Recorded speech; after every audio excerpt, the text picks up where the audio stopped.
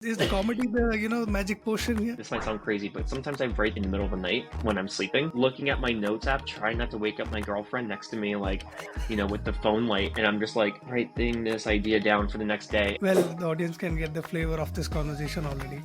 The algorithms know us so much now, it's kind of creepy. Not even kind of, it's very creepy. Yeah, it is. People know what, the algorithms know us and what we want. And how do you keep on coming up with these new ideas? I love making sketch comedy and making people laugh. I've always had a passion and always wanted to do that. Do you have any more habits or routines that contribute to your creativity? Go on a walk for inspiration. I'll put on a podcast. What they're going to talk about, it might inspire an idea. There's something about that era that was so much fun. And things are definitely different now, but it's exciting to see where it's going.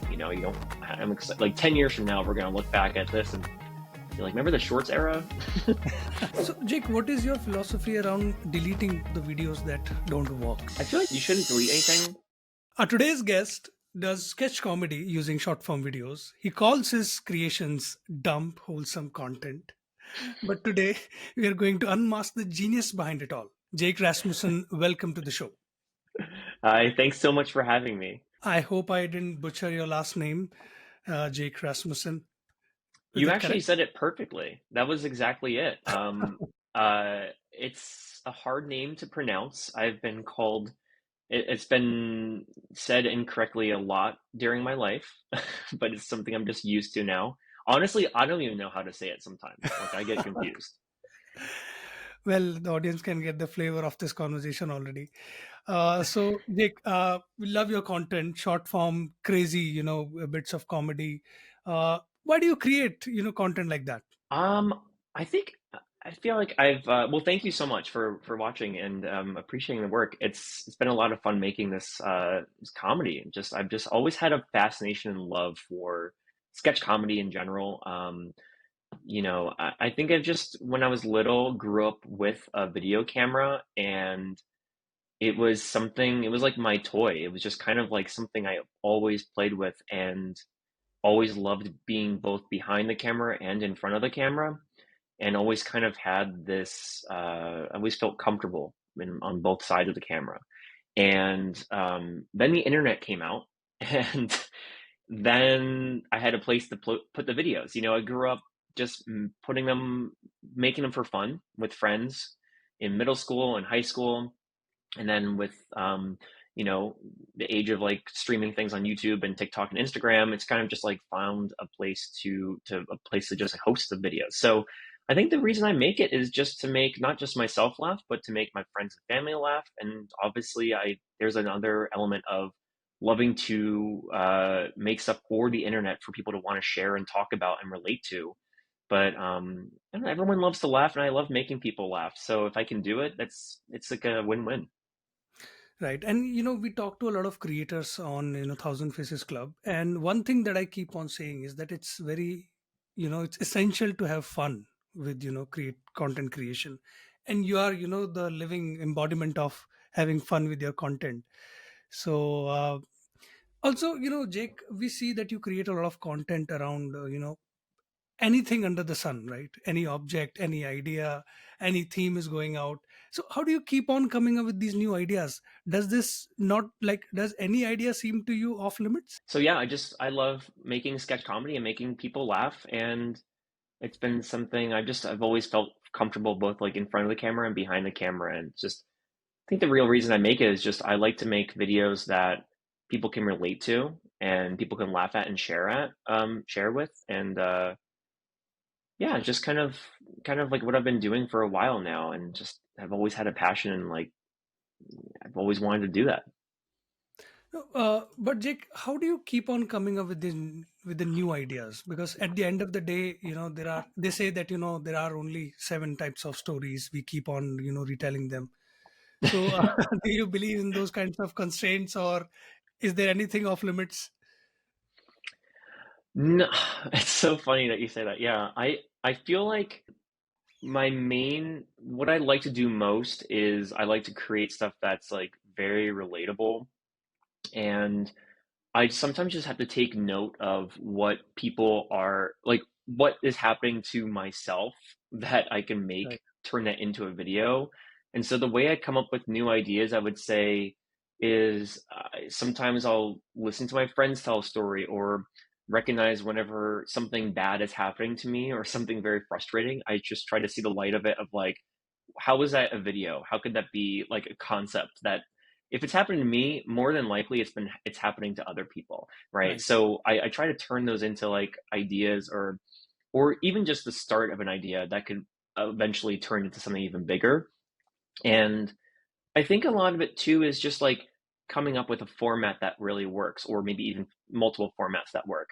So, like I think that I don't know if there is an ending of ideas because I think that you can always make sequels or spin-offs of certain formats that even work for your audience or for your channel. And right now, what I really have focused on recently on my channel are like wholesome, light, like relatable humor Right. in the formats of either loops or just general parodies. And so that's what I've been really focusing on is making stuff like it doesn't necessarily, I guess, need to be a brand new idea, but just as long as it's tied to something in terms of for what I'm doing, something that's relatable. And I feel like there's so many ideas of things that happen to all of us that Yeah. whether it's like avoiding a text messages from a friend or like a group chat, like it just won't stop dinging in your pocket. Like it's like I feel like there's little things like that that I start off with the idea and then it grows into something else, wherever I want to take it from there. So I think a lot of the ideas that I come up with are either from that or this might sound crazy, but sometimes I write them down in the middle of the night when I'm sleeping. I'll have a dream about something and I'm You like, wake up and write. Oh, some wow. not write down a script, but I will wake up with like my eyes like kind of half open and I'm like looking at my notes app, trying not to wake up my girlfriend next to me, like, with the phone light, and I'm just like writing this idea down for the next day. And sometimes they're good ideas. Other times they're definitely not good ideas. And I'm like, why did I even think about writing Who that down wrote at this? 3 in the morning? But I did. Yeah. But I keep everything. I don't delete it because it's just taking up cloud storage. So I just keep everything, and then I never know when I'm gonna need that idea again. So I have how I work is I basically work with a, a very long, ongoing, like just growing list of ideas that I've had. Some of them are just words. Some ideas are paragraph long. But anything just to get inspired whenever I'm having a writing session, I'll Right. sit down and just say, okay, what am I going to write? And I just scroll on that list until I find something that really inspires me in that moment, and then I can just grow from there. Like, okay, where can this go? Where can this go? How can it tie into something today that's, some of these ideas are honestly like a decade old. And so I've been, sitting on them for quite some time.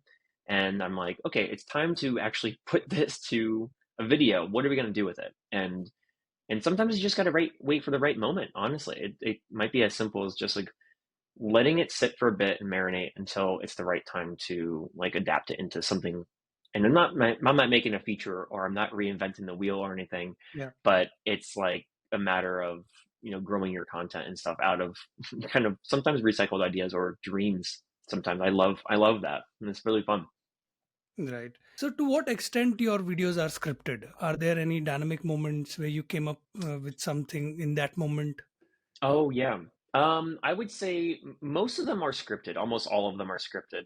What I Okay. usually do, and this is a newer thing I've been starting to do, where I will write down like my scripts when I write them. I don't write them in like a professional screenwriting software. I just write them on the notes app because I know in my mind who is playing what character. And then sometimes I write down on my notebook like which way to look for that character. Um, but recently, what I've been doing is letting it like, depending on the video and if it allows this or not, room for improvisation, like where I'll just kind of say a few reaction lines as that character. And something else I really like doing is leaving in mistakes. I love that. I think it's just like kind of another relatable thing that adds to these videos where the outtakes are just part of the joke, or if I stumble on a line, I try to finish it. And I think it's just like there's something really ridiculous that to me, and as a video editor, that's what that's my professional job is I'm a video editor. So I think that the editor has so much. It's like the like seen like second writer or director of a piece. You know, Right. the editor has a lot of say in what the final outcome of a video would be. And so it's almost like I'm rewriting the script when I'm in the editing process, where I'm repeating a clip as an obvious repeat shot as a joke, or leaving in mistakes. Like, the editor has the power to do that. And I feel like because I grew up editing, that's probably why I'm so, like, I don't know, I'm just kind of used to doing that in my videos. And so I do leave some room for some improv banter between the characters, but mostly it's pretty scripted, and I know going into it what I'm going to do, and I kind of have like the plan beforehand. Right. Coming Yeah. back to your personal life, what was the turning point or pivotal moment in your life that set you on this current path? Well, yeah. So I started, I graduated college just over a decade ago now, which is crazy. I moved to New York, and I was there for about 8 years, working at a corporate job.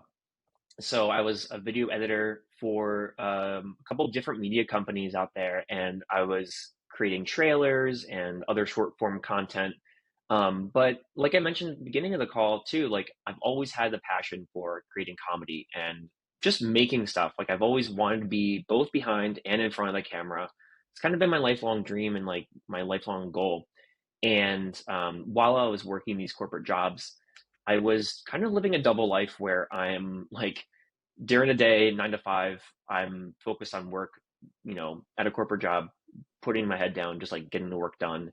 And then the second half of the day, I would come home and write and shoot on the weekends, like my sketches, and upload them to YouTube. And I think a lot of people could probably relate to this. I feel Yeah. like you have to make a living in the beginning, like to, start, a YouTube career or like an online presence career in some sort of like creation of video content. And that was back when I was in my 20s, and I was able to, I had a lot of Are energy and was you able to like are stay you up not in late. your 20s now? Because you look No, at oh, nowhere thank you. near 30s. I just turned 32 2 days ago. Wow. Okay. Yep. Yeah. But thank you. That I means a mean, lot. audience can see for themselves. I'm also 32, but you look way younger.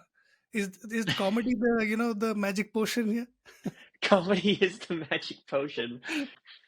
Um, Absolutely. yeah. But I would, I think that I was a little bit striking out with my old YouTube page and just trying to build an audience there. And I think that this is before Shorts, before TikTok. A lot has changed in the past few years, which we could probably talk about later. But like, it's different in terms of like mid form versus more short form content. And what kind of the turning point to get to kind of my current path where I am today was, I got let go from my corporate job. So they laid off the video team at where I was working, and it was kind of a crazy time. It was actually, now I live in Los Angeles, and it was the week we were moving out here when I got laid off. So it was a kind of crazy time where a lot of uncertainties, a lot of, it was a scary Yeah. time where my girlfriend and I were moving out here, and we're just kind of like, okay, well, we'll see what happens with what I do for work. And it actually was great because I think going freelance was something is I'm freelance now. So going freelance was something I've wanted to do for a little bit now, but I was kind of too afraid to do it.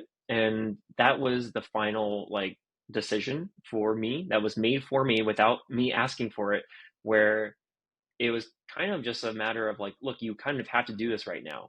And I reached out to a bunch of clients and got some work done on the side. But what's great now is I'm about a year and a half into doing freelance work, and it just allows me to open up my schedule a little bit more and set up times for me to actually prioritize, making my content and writing and shooting these things and editing them. And I can find the time now to do them. So I am still working, as a video editor. If you need a trailer, hit me up. Um, Absolutely. but I'm also doing the comedy stuff more so, and putting some more time into it. And that was something that when I was in the corporate world, I think I was feeling kind of stuck with my wheels were spinning where I was, making quality videos for other people, but not myself. And I think I was a little frustrated that I felt like I'm kind of like, I don't know, like just, I feel like I have something and I'm not doing it. I'm not Right. pursuing it. And I think a lot of people, I'm probably not alone in saying this, but during the pandemic, just like a lot of thinking about what you want to do in your career and like, realizing life is short, you kind of have to go after what you really want to go after. And Right. so I think it was just fortunate timing where it was something I was too afraid to pursue myself, but because it was decided for me, I just kind of had to go with the flow a little bit, and it actually ended up working out a little bit more. And now I'm able to put more time into kind of what I love doing, and I'm excited to see where it takes me. I'm really excited for it. Right. And it's really interesting, Jake, that you still call yourself a video editor because you ask your 121,000 subscribers, they'll say that you're a comedian. So, Oh, in a way, are you saying that creating short form content is more about being good at video editing than writing comedy? that's a really good question. Yeah, I don't know. I think they go hand in hand together, but like it's like I was saying before, like a video editing is almost like a form of writing Yeah. itself. So one thing I've been really cautious of is overwriting and over correcting a script. And I think that sometimes I just go with my first gut for when I write something. I don't even go back for a rewrite because I know that one, I can fix it. The Mm. joke is always Yeah. people say Yeah. fix it in post, which I'm literally doing sometimes. I'm like, I'll punch it up in the edit and add funny music there, or just add a mistake there and put that in as a joke. So I think that's like the first step. And I think that like honestly, my editing skills are because I've done it my entire life, video editing. So it's something that I'm very like tapped into, both my career and just like as a hobby growing up, just Right. editing all the time. And so, yeah, I think that like video editing, I think that like what can set you apart from other content. It's like everyone's fighting to get to the top on like a YouTube platform or anything like that. You're just trying to get noticed by the algorithm. And I think Right. that in doing this for so many like such a long time, but especially on something like TikTok or YouTube, I've kind of been learning through repetition and mistakes and correcting those mistakes later, realizing that the 1 minute mark is tight, and you really have to keep it Yeah. concise and get your point across like in the first 10 seconds, not even 10 seconds, sometimes five. Like you just need to really get to the point right away. And I think I've gotten a little bit better at it. I still probably have room to grow, but I think in reviewing work I've made from 4 years ago versus now, I've even noticed a little difference in pacing in that I'm learning to cut out all the dead air and just keep it moving. And I think that, it's just one of those things you just have to kind of learn over time, I guess, and in not only doing research, but just also experimenting.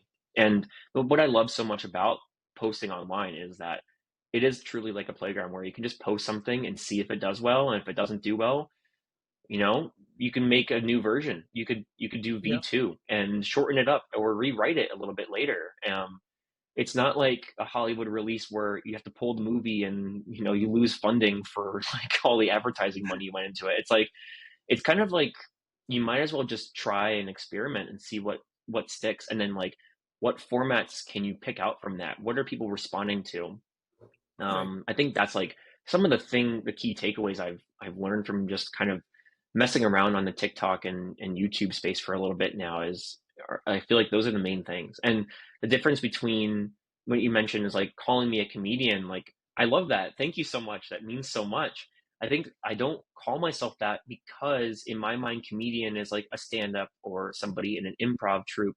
Right. But what I do is it's just a little different where I'm not getting instant feedback from an audience of me being on stage. I can't hear the laughs. I can't, and I love that feeling of getting, like I mentioned before, I love making people laugh. So my version of that on as a media creator online, as a content creator, is shares, comments, and likes. like they say, like, comment, subscribe. It's like what it's like that's the version of like an audience in a little theater, like laughing at something that I've made. And it makes me feel really good that like, people can respond to something that way. But I think that what you can the slower part to it is you don't get that immediate feedback. You have to wait a couple hours or a day to see how the Yeah. video performed. And if people are sharing it, you've definitely hit something. You want to make a sequel or a follow up and try to grow that format to see where it takes you. And then there's sometimes where the videos are a dud and you just kind of have to chalk it up to a loss, where it's sort of similar to like bombing on stage where you Yeah. might have said something and people are like, I don't know about that one. And You have I to go think through it's that yeah, process, right?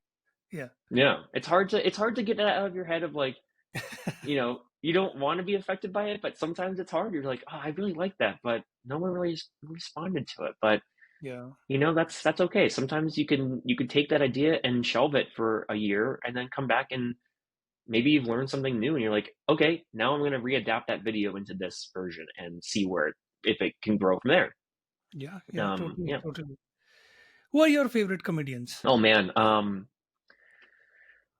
I love the Always Sunny guys. Love that show. I grew up in Philly, so I think Okay. that was the only reason. I love that show. Tim Robinson, love Tim Mm, Robinson. Tim and Eric, their sense of humor, their editing style too, like Vic Berger, DJ Doug Pound, has definitely affected like the way I edited stuff growing up, and still to this day have. Um, Online creators, I love like who do I really like Connor O'Malley and Joe Pera and like Jack Benzinger, Chris Britannic. Britannic's great. Yeah, like Smosh, like back in the day. oh yeah. Yeah, Donald Glover Amazing. and Yeah. Derek Comedy, College Humor Days. Like I grew up watching those. Like that was my era of YouTube. Like watching that in like high school, Right. college, and just like watching that, being so jealous. Like I want to do that. I want that so badly. Like just to make sketches like that. And obviously the everything has kind of changed. I mean, you look back at some of those videos from 2009, Yeah. 2008, 2009 to like 2012, and you just can notice the difference in pacing, and like So raw. it almost Correct. feels like a time Yeah. capsule of a moment on Yeah. YouTube when videos were 6 minutes. There was so much pause, um, there was so like it truly was like an SNL sketch, where that format is still obviously working, but it's I think you see a little bit less of it now, where things are a little bit like faster paced, and people have short attention spans. I mean, I think that's really it. I think it's just like Yeah. people are looking for the algorithms know us so much now. It's kind of creepy. Not even kind of, it's very creepy. Yeah. It is. People know what, the algorithms know us and what we want. And I think there's so many micro niches to tap into where, people can relate to that sort of thing. It's like, oh, you have a person who likes, surfing and this style of music and this kind of movie or something. It's like, okay, that video is for them. It's like, back then I think it was kind of a different landscape where you were browsing YouTube and like following these creators. And that's definitely a part of it now too. But with shorts, it's just served a different way where the algorithms is telling you like, we Yeah. predict you're going to like this. And sometimes they're right, sometimes they're wrong. And it's kind of like, I don't know, those videos I grew up on, I loved them. Maybe not all of them hold up, but like there's something about that era that was like so much fun. And things are definitely different now, but it's Yeah. exciting to see where it's going. You don't. I'm excited. Like 10 years from now, we're gonna look back at this and be like, remember the shorts era? I mean, that's the thing about comedy, right? Because some people are unintentionally funny. They don't even know, like politicians. Look at them, what they do on stage. Somebody will just walk off the stage, forget something. So, comedy Yeah. is just everywhere. But I'll jump to my next question here. Uh, do you think there is a point where comedy stops working? Stops working. Yeah. Um, when it stops working is when people would stop relating to something. Like maybe Hmm. I'm thinking too much about my own channel, but it's like I think that kind of what I was saying before about getting laughs on stage is the equivalent of getting comments and likes on a video. people are just responding to it. So I think that if people aren't responding to it, I think that's when something isn't working. And Right. I think what's really unique and cool about like a YouTube platform, type platform, is just the fact that you get that. It's still not immediate, but it's somewhat immediate versus like a TV channel or something Yeah. where you can communicate with, you're building an audience, you're kind of building a network, you're building like a community of people and fans and like people who want to watch your stuff and like will contribute to a new video idea or responds directly and say I want more of this, and you can kind of like take that feedback and the next day or even the same day make a follow-up video for them. It's kind of cool where in the age of like AI and where that's going, it's almost like this is more personal. Like you're making something for the people, and I really respect that. I think that's really cool. That's what I'm trying to do more of. Is starting to do more live streams where I'm going to be like trying to make stuff while on the live stream and getting instant feedback or asking people to what line should I say next or whatever it is, just to kind of give like a little bit of the human experience behind like Right. making these things and showing that it's like a real person behind the scenes like making it. It's not just the algorithm serving you this video that was made magically. It's like no, this was an actual video that somebody like a human like put their mind and effort into.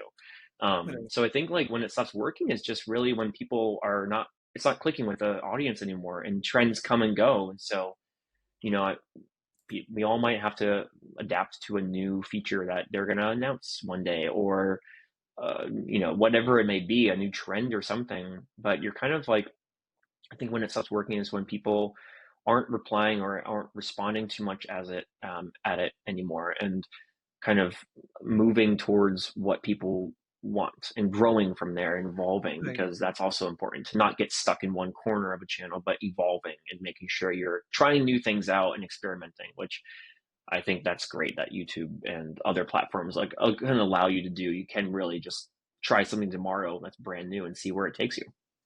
Right. Do you think your comedy is overly dependent on relatability? Is it too, you mean, is it like too really, too dependent or just overly in general? Like it's just like kind of my main niche? Yeah, I mean, do you think relatability is, like over celebrated, something like that? I mean, there are Mm, different forms of comedy, right? So, do you see yourself branching out into different forms, or would you like yeah. to hear? Well, I think that maybe what I'm trying to go more towards now is just the broad like concept of parodies. And so I think relatable stuff is more likely to be shared because it's something that you're asking a lot for someone to like, even though it doesn't seem like much when I say this, but But like it is, yeah, you're asking someone to hit this button, click share, copy, paste, get it, it's like for someone to go through all the steps of like getting this thing out to another friend to be like, this totally reminds me of you. That's a lot to ask for. And so I think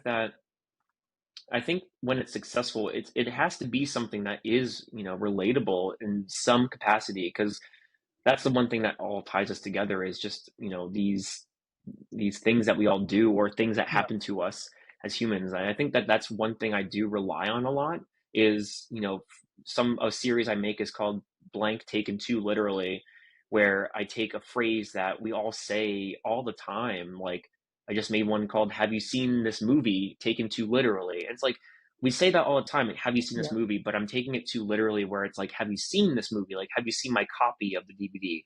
And it's really, it's so stupid, but it's something that it kind of like balances on the, in my mind it's kind of going back and forth between something relatable because it's something we all say, but also something that's like a parody because I'm taking something that we all do or say or something that happens a lot yeah, and in our lives, and like just twisting it a little bit and seeing like what's the joke here, like what can we make fun of. And I think parodies is more like, I really like parodies. I grew up watching SNL and yeah, Key and Peele and Bob and David on HBO, like all these shows that would kind of tap into the parody. And Weird Al too, like music wise. Like I'm a drummer, so like I have like a Okay. an ear for like music in an edit or something. So I think there's room for parody there too. So I think that just overall like parodies, wholesome parodies, is kind of like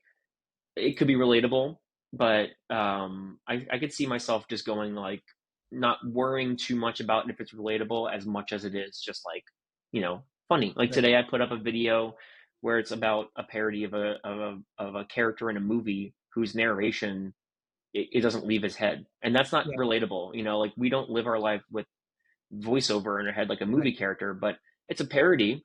And yeah, it didn't seem to do as well this morning when I put it up, but maybe that's a sign that it's not as relatable or something. And so kind of like playing like you're just seeing what the audience will respond to, I guess. Right. Right.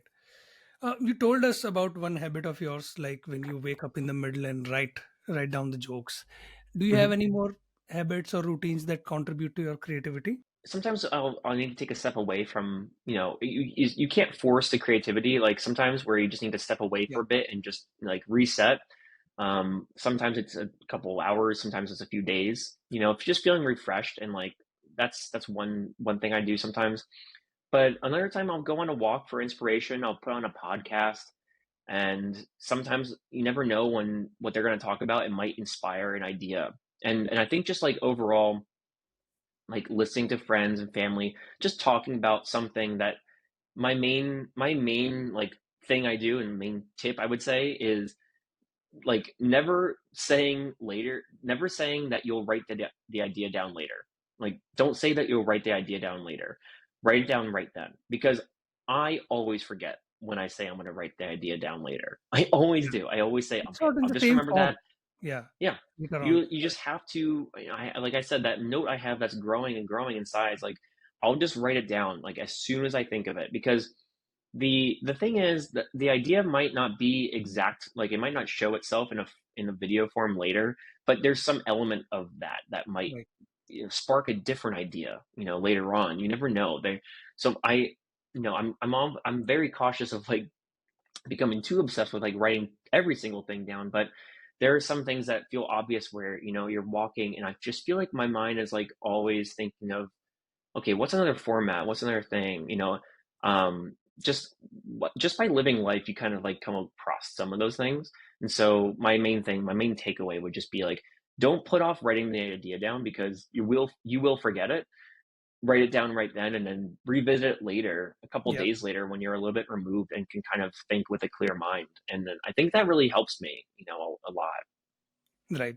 So, Jake, what is your philosophy around deleting, the videos that don't work? Because you just said So right now that you uploaded something which hasn't got the traction yet. A creator yeah, who, in the early stages of their, let's say, journey, should they delete something if it's not working out? I don't think you should. I've read a lot about this, and I've listened to a few other like podcasts and dug around on Reddit and other YouTube videos talking about this very thing. And I feel like the general consensus is you shouldn't delete anything. And I feel like I almost have like a actual firsthand experience I could share that might answer it too. Um, the shorts feed is so different than the long form feed. So I just feel like, first of all, I should preface by saying like I pretty much primarily only upload with shorts. I don't Sure. do Yes. mid form or long form right now on my channel. So this is pretty much a shorts only thing that I think is I don't know, it's a very different algorithm. Basically the way shorts work is it's just being served to you with an algorithm, and it could be days later, it could be weeks later when they're pushing these videos, and it seems so random. So just because the video today didn't necessarily take off with its usual numbers at the usual times, it doesn't mean that tomorrow or next week it's going to take off. Right. It's marked somehow where somewhere in the algorithm with SEOs and titles and whatever, that maybe later it's gonna get some traction and people might watch it.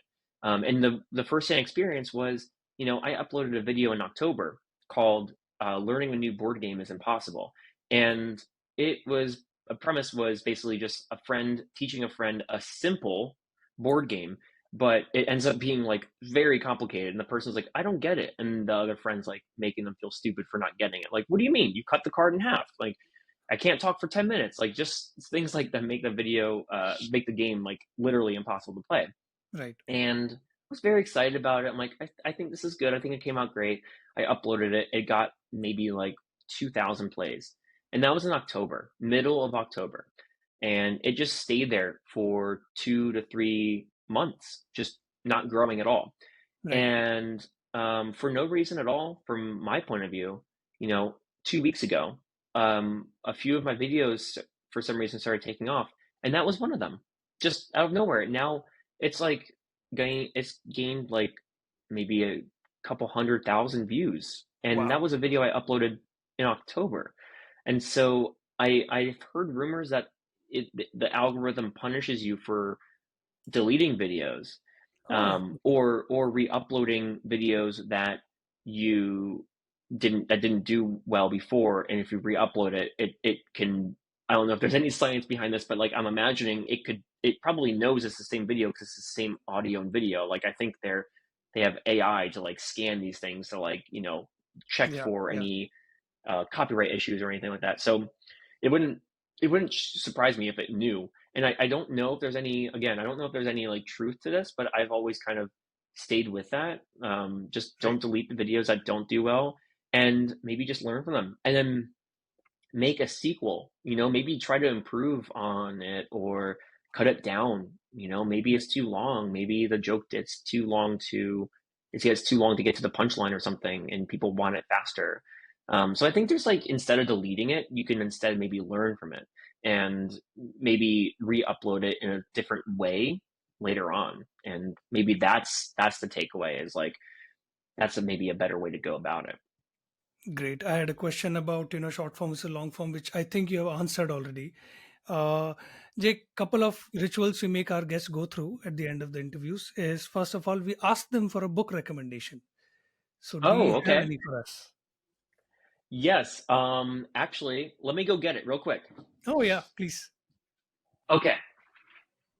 So, my Great. my book recommendation would be this book, Make Your Own Rules. It's this just came out last month, and my friend got an advance copy and gave it to me. So Wow. it just came out.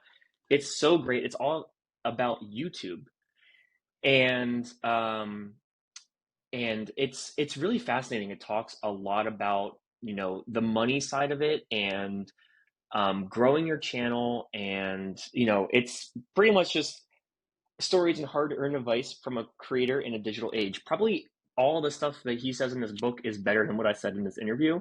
But it's very fascinating. I would definitely recommend this book if you're Thank you interested in so like much. growing a YouTube page, or just kind of learning more about the YouTube process and like growing your YouTube as a business. You got the advance copy. We all need friends like that. You know. I know, I know. Yes, Great. I agree. And also the other benefit is I don't like hard copy. I don't like Oh hardcover yeah. books. I only like paperback. Same. I Same. can't I also deal. hate Yeah, hardcovers. Just it's can't so uncomfortable in pick my them. hands. Like Yeah. I hate the flap of the paper. I always take it off, and then like it gets crunched in the drawer Yeah. somewhere. I don't like that. I like a bend. I like to bend the book back when I read it. Yeah, yeah, absolutely. We are friends already, Jake. We are of same age. We have same taste, in how the book should be presented. Great. One last ritual. Would you like to nominate anyone for our show? Oh yeah. I would say my friend who gave me this book, Tom McGovern. He is a musician, comedian, and he's in a band called Wolves of Glendale, and they're really, Wow. they're starting to get some they're really growing. And I would think either him or his bands on the bandmates on this would be really great, talking more about the music side of things and growing growing from there. Yeah. Great. Thank you so much, Jake. Thanks for making this world a happening place with your content. There are many videos that I really like from your YouTube channel. So I'll tell the audience to go check out Jake's channel and find, anything that you like. Reach out to him, comment on his videos. Do subscribe to Jake's channel, and of course to Thousand Faces Club. And do let us know what you think of this conversation. If you have any questions, please write them to us or to Jake directly. And we'll see you in the next one. Thank you. Thank you. Thanks so much.